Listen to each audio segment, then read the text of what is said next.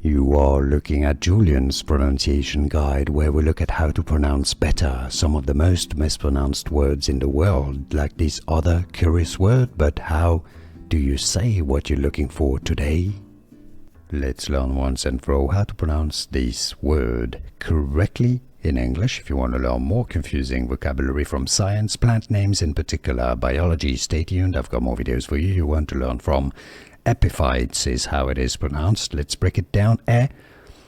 Epiphytes, singular pronunciation in English. Epiphyte, one epiphyte, or epiphytes as a group of plants. Epiphytes. And now you know.